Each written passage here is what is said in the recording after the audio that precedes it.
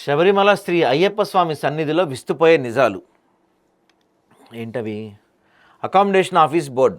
స్వామివారి పదునెట్టాం బడికి ఎడమవైపుగా accommodation office అని రాసి ఉన్న బోర్డు ప్లేట్ కనిపిస్తుంది. మకర జ్యోతి దర్శనానికి నిలబడిన భక్తులు ఇది అడ్డంగా ఇబ్బందికరంగా ఉంటుంది. జ్యోతి ప్రత్యక్షమైనప్పుడు దివ్యకాంతిని చూడటానికి అడ్డంగా ఉండే ఈ బోర్డును దాటానికి భక్తులు ముందుకు తోసుకుంటూ వచ్చేస్తారు. ఈ తోపులాటలో ప్రాణం పోయే ప్రమాదం లేకపోలేదు. కనీసం తీవ్ర గాయాలైనా ఆశ్చర్యానికి గురి కానక్కర్లేదు. ఇదంతా కేవలం జ్యోతి దర్శనానికి అడ్డంగా ఉన్న ఆ బోర్డు వల్ల మాత్రమే జరుగుతుంది.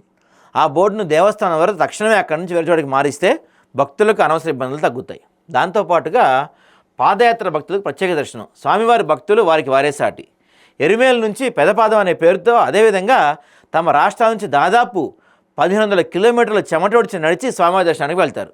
అలాంటి కఠోర నిష్ఠాగరిష్ఠులైన భక్తుల కొరకు ప్రత్యేక పాసులు ఇచ్చి శీఘ్ర దర్శనం చేపిస్తున్నామని ఆలయ కమిటీ వాళ్ళు చెప్తున్నప్పటికీ అలాంటి సదుపాయాలు అక్కడ ఏమీ లేవు. 100% లేవు. పెదపాదం నుంచి వచ్చినా, నువ్వు 1000 కిలోమీటర్ల నుంచి వచ్చినా, 2000 కిలోమీటర్ల నుంచి వచ్చినా నువ్వు కూడా అందరిలాగా లైన్లో పోవాల్సిందే. వాళ్ళని అసలు ఎటువంటి పట్టించుకోవట్లే అక్కడ. అది దారుణం. ఇక కొండపై భక్తులకు సేవలకై నియమింపబడ్డ పోలీసు వారికి నాణ్యమైన భోజనం పెట్టడం ఎంతో అవసరం. అలా కాకుండా ట్రావెన్కోర్ దేవస్థానం బోర్డు వారు పోలీసుల వారికి నాసిరకం తిండి పెడుతున్న విశ్వసనీయ సమాచారం. అక్కడ ఉన్న పోలీసు వారికి, ముఖ్యంగా 18వ బడికి అటు ఇటు వైపుగా ఉండి భక్తులను ముందుకు సాగనంపటం పోలీసులకు ఎంతో శ్రమతో కూడిన వ్యవహారం. భక్తులు కూడా ఆ దశలో ప్రపంచాన్ని మొత్తం మైమరిచిపోయి కేవలం స్వామివారి 18వ బడి వారి తలపై ఉన్న ఇరుముడి పైన వారి శ్రద్ధ ధ్యాస ఉంటుంది. ఈ క్రమంలో పక్కన ఎవరు ఏం చెప్తున్నారో కూడా వారి మనసుకు ఎక్కదు. అదే సందర్భంలో పోలీసు వాళ్ళు చేస్తున్న సూచనలు కూడా వారికి అంతగా పట్టవు. ఇలాంటి సందర్భాల్లో భక్తులు తమ సూచనలు పట్టించుకోవడం లేని పోలీసుల వారు అపార్థం చేసుకున్న సందర్భాలు ఉన్నాయి. దీనికి తోడు పోలీసు వారికి నాణ్యమైన ఆహారం పెట్టకపోవడం వల్ల వారికి కఠోర విధులకు కావాల్సిన శక్తి వాళ్ళకి అందడం లేదు. ఇది వారిని నిరాశ నిస్పృహలకు దారితీస్తుంది. ఈ యొక్క కోపాన్ని వాళ్ళు భక్తులపై చూపించి భక్తులను ఎడాపెడా లాగేస్తారు. పోలీసులకు సరైన ఫుడ్ పెడితే కదా వాళ్ళు చూసుకునేది. ఇక తర్వాత డోలీ వ్యవస్థ. ఇక్కడ అస్తవ్యస్తమైన డోలీ వ్యవస్థ ఉంది. భక్తుల వద్ద మరీ హీనంగా దోచుకుంటున్నారు.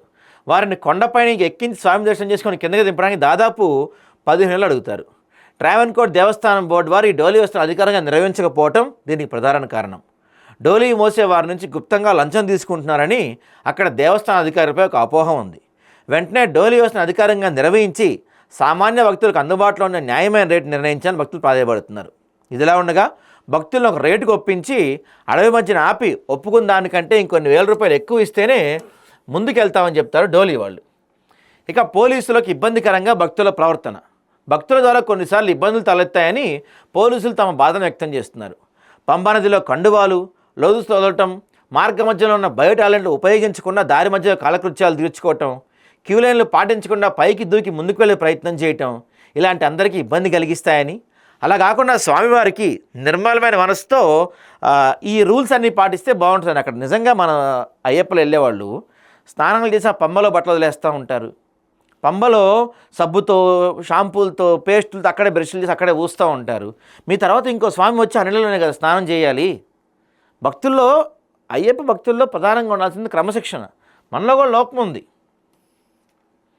ఇక ఆ కారడవిలో విద్యుత్ దీపాల ఏర్పాట్లు ఎంతో అవసరం. లేదంటే సాయంకాలం మొదలుకొని మరుసటి రోజు సూర్యోదయం వరకు జరిగే చిన్న చిన్న పాదయాత్రలో భక్తులకు ఇబ్బందులు ఎదురవుతాయి. అంతేకాకుండా ఇది ముష్కరులకు మంచి అవకాశంగా మారుతుంది.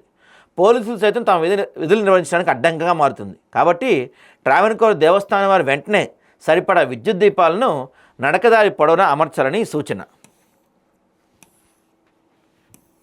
ఇక నీళ్ళైతే పని చేయవలసినవి అయితే పంబ నది వద్ద అక్కడక్కడ నీటి కొలాయిల సదుపాయం ఉంటుంది. కానీ ఆశ్చర్యకరంగా ఆ కుళాయిలో నీటి సరఫరా ఉండదు. ఇది భక్తులను తీవ్రంగా ఇబ్బందులకు గురి చేస్తుంది. ఆ ట్యాప్ వాటర్తో భక్తులు పళ్ళు తోముకుంటారు. కానీ ఎక్కడ చూసినా నీటి సరఫరా లేకపోవడంతో నిరాశతో వెందురుతున్నారు. అలాంటి కొళాయిల్లో నీటి సరఫరా ఉండేట్టు చేసి తక్షణమే ఈ సమస్యను పరిష్కరించాలని ట్రావెన్కోర్ దేవస్థానం బోర్డు వారిని భక్తులు హెచ్చరిస్తున్నారు.